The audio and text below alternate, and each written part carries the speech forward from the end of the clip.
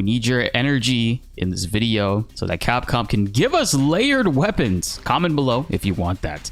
Tomorrow, Capcom is officially revealing all of the stuff that's coming with Title Update 1, and not just revealing it, they'll be going over details that's been kind of vague, from mentioning a new place to gather, quite easily being labeled as the Gathering Hub, but they haven't officially called it that or said that really. Could just be a new name this time around, and hopefully clarifying on the number of monsters that we can expect, as well as the monster at a level more challenging than Tempered. That's to be coming alongside with that too. We already know BltzZ is coming, but another post showed them saying that fixes and adjustments are expected too, and this update's release date will officially be revealed tomorrow. This is all going to be taking place during a Monster Hunter stream at 10 o'clock in the morning Eastern time on March 25th. I'll be streaming it for you guys here on the channel, so hit that subscribe button and notification bell to help raise that 38% even higher. So hopefully it'll give us the energy to obtain layered weapons. What we're definitely going to get is a little more clarification on just how many monsters are coming in this update. We know BltzZ is coming, but in their Title Update 1 post back in February, since before even Monster Hunter Wilds released,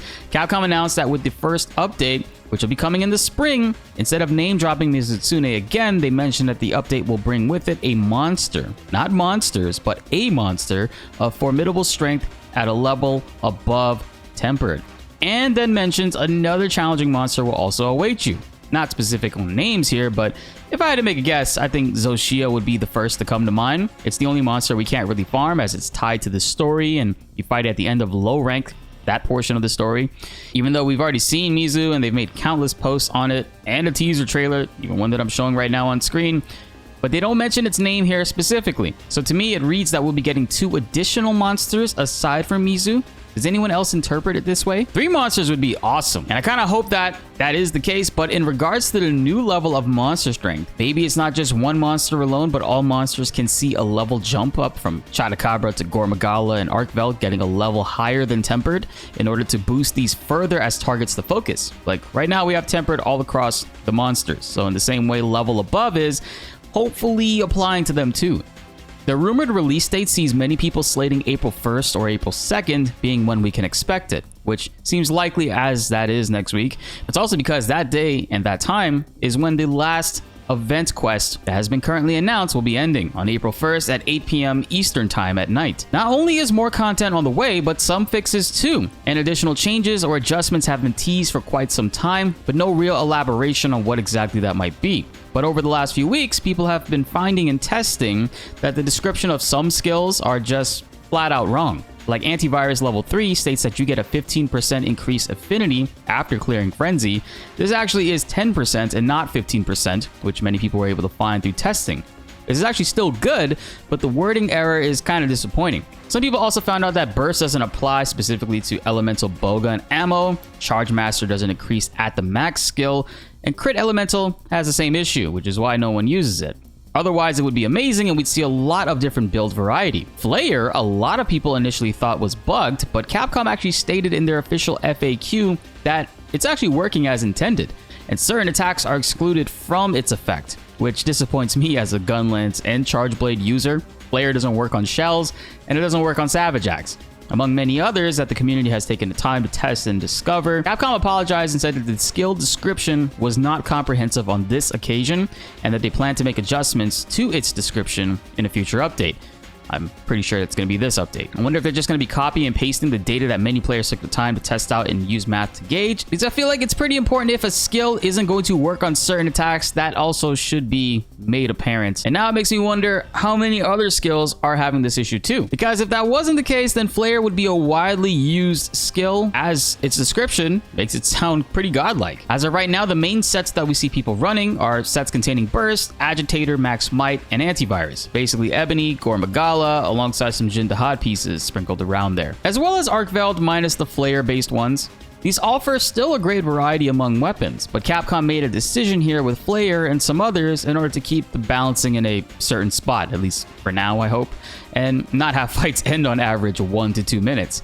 Even right now, without that stuff, as a gun lance user, I can get some pretty decent times in the 4 to 5 minute range for Arkveld. But imagine if Flayer was working on everything, and against a Tempered monster, we could open up all the blue wounds quickly and save them to continuously loop and knock down monsters over and over and over again, which is What I'm personally, I think that would be amazing, but for Capcom, apparently that's not the case. So they made this decision. There's also weird issues like what S.H. Shepard pointed out here. A lot of people are seeing that Heartbreaker is not working to increase damage. But he indeed shows the testing data and video footage that the training damage counter is actually bugged with Heartbreaker. But the move itself is working. He gets 30 damage on a wound here when not using Heartbreaker, and total damage still reads 72. But then he puts Heartbreaker on, and the 30 damage goes up to 39 damage, but the training dummy counter still reads 72, which is an annoying issue, and the damage being multiplied is the damage when you destroy the wound with a focus strike specifically, as the description entails. But the damage counter itself is not working. Now, seeing this has me incredibly stressed out because now I'm just thinking about what else is not working properly. How in the world can Capcom address this? I'm hoping they do soon, because aside from these known skill description issues, I don't think balance adjustments such as buffs or nerfs will be coming in with this one. I would love a slight adjustment to the Artian weapon system. I mean, as a Gunlance user, I love the Arcvel Gunlance, but not being able to make slightly strong power shelling Gunlances with Artian, it's kind of disappointing. It makes it pointless for a Gunlance user, because no matter what combination of parts we make, this can't be adjusted. There's no combination to create a slightly powerful shelling type, which greatly drops off our damage potential to the point where the extra level 3 slot doesn't even make a difference. We also have new gear and weapons expected to make their way in addition to new monsters. This is always something that you can be excited for.